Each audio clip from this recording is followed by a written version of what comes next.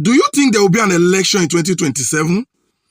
Or is just going to be a year for them to read their already written script as alleged already by some persons?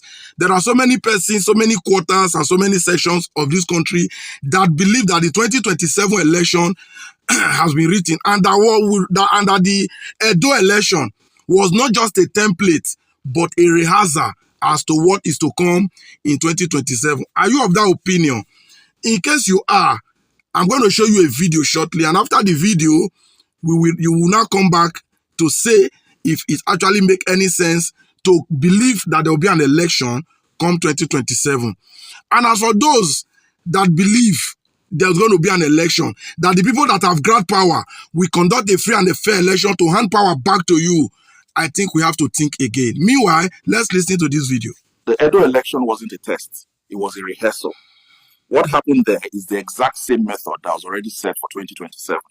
We printed duplicate result sheets, same serial numbers, same signatures. After collation, the originals are removed and replaced. Security forces were instructed not to interfere. They cleared the way. Thugs had impunity because they had quiet protection. The server delay narrative is not accidental. Results are changed, swapped, or erased. By the time uploads resume, the numbers are already fixed. The public relies on IREV. But what we submit to the courts as certified true copies is often altered. The discrepancies are intentional. The court process is a formality. The judgment is pre-arranged, sometimes even before all evidence is submitted. Ladies and gentlemen, the 2027 election is already compromised. The election is not just riggable, it's already rigged. Thank you.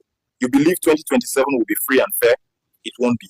The rigging plan has been tested and perfected and will be applied on a national scale. So that was the video. I want to believe you heard the man spoke loud and clear, even though I don't know that man.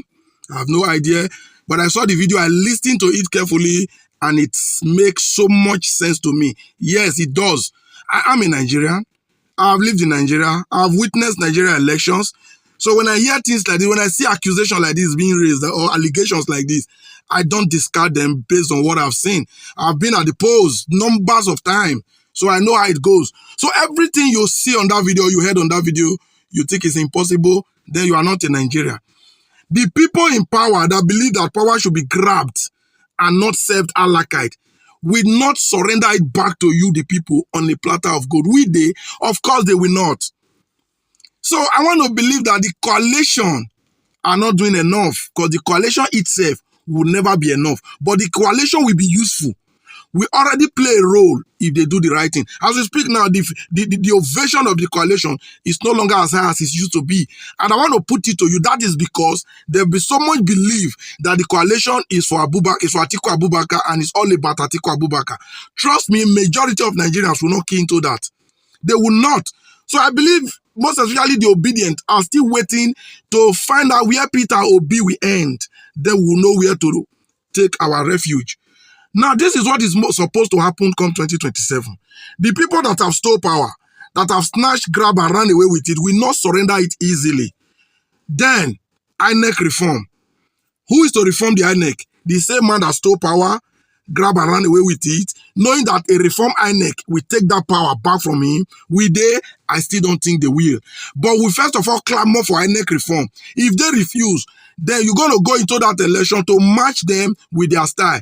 Yes, from what we heard on that video, there are already results written with a duplicate identity. Or that, I say, God, this country has gone very, very deep and bad.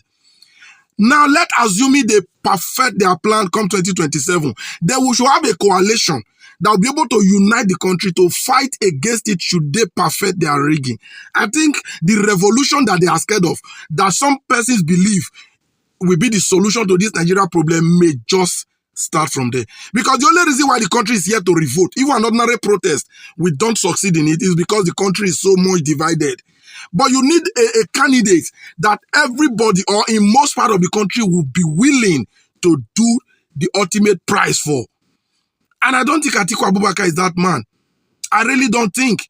Atiku Abubakar does not tick the boss.